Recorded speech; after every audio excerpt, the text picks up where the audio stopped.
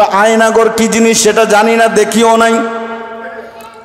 আয়নাগর কি জিনিস সেটা জানি না, দেখি নাই, কিন্তু এক একজন মানুষ সেখান থেকে বাইর হয়ে এত বিশ্লেষণ করছে, এত কথা বলতেছে যে আমি কোরিয়ায় থাকতাম, ডক্টরেট করার জন্য কোরিয়ায় যাচ্ছিলাম, সেখান থেকে আমি একটু লেখালেখি করতাম ফেসবুক, এটার জন্য আমি যখন এয়ারপোর্ট ঢুকবো, এয়ারপোর্টের রাস্তার মাথায় আমাকে ধরে ফেললো, ধরে আমাকে গাড়ির ভিতরে ঢুকায় এমন এক জায়গায় নিল, কোথায় নিল আমি সেটাও জানি না।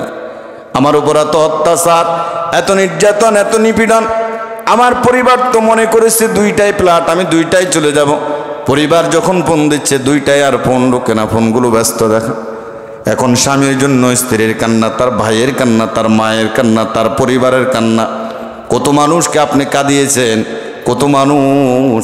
একজন তো বলেই ফেলেছে, আমি যতটুকুন চোখের পানি ছেড়েছি একটা দিঘি বানানো যেত, ঠিক কিনা?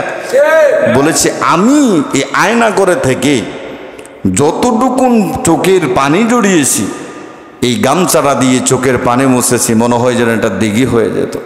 আল্লাহু আকবার বলেন। মানুষগুলোকে এই ছোট করে মানে কোনো রকম ঘুমানো যেত। আপনারা যারা ইন্টারনেট চালান, অনলাইনে থাকেন, তারা দেখেছেন যে একটা মানুষ কোনো রকম শোয়া যায়। মীর কাসেম আলীর ছেলে তিনি বলেছেন এত দুর্গন্ধযুক্ত খাবার দিত, এত দুর্গন্ধযুক্ত, ভাতের সাথে মাছের কাঁঠা, তারপরে বিভিন্ন মানে এত দুর্গন্ধযুক্ত পচা খাবার দিত। প্রথম খেতাম না, তারপরে চিন্তা করলাম এই খাবারগুলো তো খেতে পারবো না, একটা কাজ করি, রোজা রেখে দিই। রোজা রেখে দিনগুলো কাটাইতাম, পচা পেঁয়াজ বুট এগুলো দিত। তারা শাস্তি কি জিনিস, আল্লাহর ধরা কি জিনিস, যে পরকালে কেমন আচরণ হবে, আল্লাহ তাআলা গুনাহকারীদের সাথে, অপরাধের সাথে কেমন আচরণ করবে, তারা দুনিয়াতে থেকেই কিন্তু টের পেয়ে গেছে। এই জন্য আল্লাহ রাব্বুল আলামিন বলেন, তুমি কি মনে করো আমি সীমালঙ্ঘনদেরকে এমনি এমনি ছেড়ে দেব? আমি আল্লাহ যখন তাদেরকে ধরব, তাদের দুনিয়াটা একবারে ছোট হয়ে আসবে, পালানোর সেদিন কোনো জায়গা পাবে না। যদি কেউ মনে করে যে আমি আমার মৃত্যু পর্যন্ত মানুষের উপর জুলুম করে যাব, আমি আমার মৃত্যু পর্যন্ত মানুষের উপর অত্যাচার, নির্যাতন, নিপীড়ন করে যাব, বোকার স্বর্গে বাস করে রে ভাই, বোকার স্বর্গে বাস করো। আল্লাহর ধরা এমন ধরা, আল্লাহ ধরেন ধরলে আর ছাড়েন না, আল্লাহ ধরলে আর কাউকে ছাড়েন না। এই জন্য যাকে আল্লাহ ধরেন না, মনে করতে হবে কিয়ামতের ময়দানে আল্লাহ তাআলা তার জন্য ভয়ানক শাস্তি তৈরি করে রেখেছেন। আর আল্লাহ যাকে ধরেন দুনিয়াতেও ছাড় দেন না, পরকালেও ছাড় দেন। অন্য আয়াত আল্লাহ আবার বলেন, মুহতিঈনা মুকনিঈ রুউসিহিম লা ইয়ারতাদ্দু ইলাইহিম তারফুহুম ওয়া আফইদাতুহুম হাওয়া। জুলুমকারীরা যখন তাদের জুলুম শেষ হয়ে যায়, পালানোর জায়গা খুঁজে বেড়ায়, আবার ভয় ভীতি নিয়ে একবার আকাশের দিকে তাকায়, এখন বুঝে যে হায় হায় কি করলাম, এই জুলুমে অত্যাচার নির্যাতন যদি না করতাম আজকে আমাকে এই পর্যায়ে আসা লাগতো। ফেরাউন যখন সাগরের মাঝখানে গেছিল, তখন যখন চতুর্দিক থেকে পানি আসা শুরু হয়ে গেল, ফেরাউন বলে, মুসা রে, তোমার আল্লাহর প্রতি ঈমান এনেছি, তোমার আল্লাহকে বলো না এই আযাব থেকে আমাকে রক্ষা করার জন্য। আজরাইল একবারে কাদা নিয়ে মুখের মধ্যে মারলেন, এত অত্যাচার করলি আমার নবী মুসার উপরে, এত নির্যাতন নিপীড়ন চালাইলি, আর শেষ সময় বলছো আমি আল্লাহর উপর ঈমান আনবি।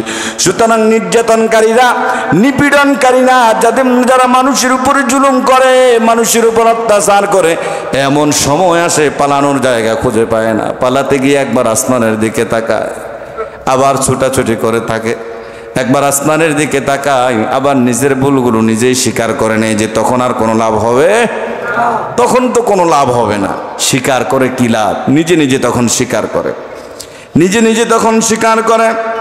তাদের নিজেদের প্রতিও নিজের একটু তাকায় না, মাথায় কোনো বুদ্ধি থাকে না, অন্তরের সব জ্ঞান শূন্য হয়ে যায়। কি করবে না কি করবে কোনো কিছুই, কোনো রাস্তায় তারা তখন খুঁজে পায় না। এজন্য সাবধান হয়ে যাও, শিক্ষা নেওয়া দরকার। জুলুম কখনো চিরস্থায়ী হয়, জুলুম কখনো চিরস্থায়ী হয় না। এজন্য আল্লাহর নবীর সাহাবী আবু যর গিফারী রাদিয়াল্লাহু তাআলা আনহু বলেন, মিশকাত শরীফের বর্ণনায়, আল্লাহ নবী সাল্লাল্লাহু আলাইহি সাল্লাম আল্লাহ রাব্বুল আলামিনের ব্যাপারে যতগুলো হাদিস বর্ণনা করেছে তার মধ্যে দামি একটা হাদিস হলো আল্লাহ নবী সাল্লাল্লাহু আলাইহি সাল্লাম বলেন, আল্লাহ বলেছেন, ও দুনিয়ার মানুষ, আমি আল্লাহ আমার উপর জুলুম করাকে হারাম করে দিয়েছি, তোমরাও পরস্পর জুলুম করো না। আর আমি আল্লাহ জুলুমকারীকে ক্ষমাও করব, জুলুমকারীকে আমি আল্লাহ ক্ষমাও করব না। তোমরা এমন একদিন ছিলে পথ হারা মানুষ ছিলে তোমরা, আমি আল্লাহ তোমাদেরকে পথ দেখাইছি, পথ পেয়েছ।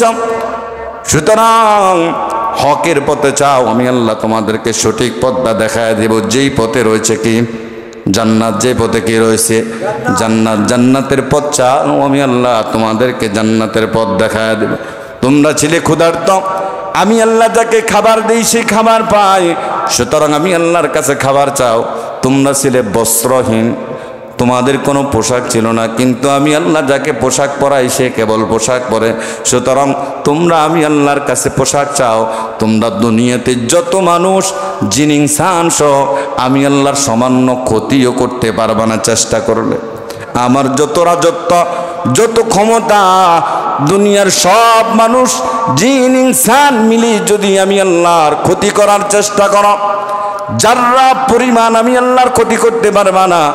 দুনিয়ার সব মানুষ জিন ইনসান যারা আল্লাহওয়ালা ইমানদার মুমিন, যাদের ভিতরে আল্লাহর জ্ঞান রয়েছে, যারা ইমানদার মুমিন আল্লাহর প্রকৃত গোলাম, তারাও যদি আল্লাহর কাছে প্রার্থনা করে, সমস্ত মানুষকে আল্লাহ যদি দিতে থাকে, আল্লাহর ভান্ডার থেকে সামান্য পরিমাণও কমবে।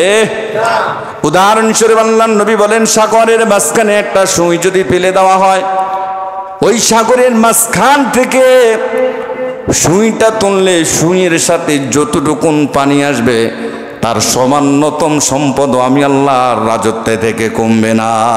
সুবহানাল্লাহ।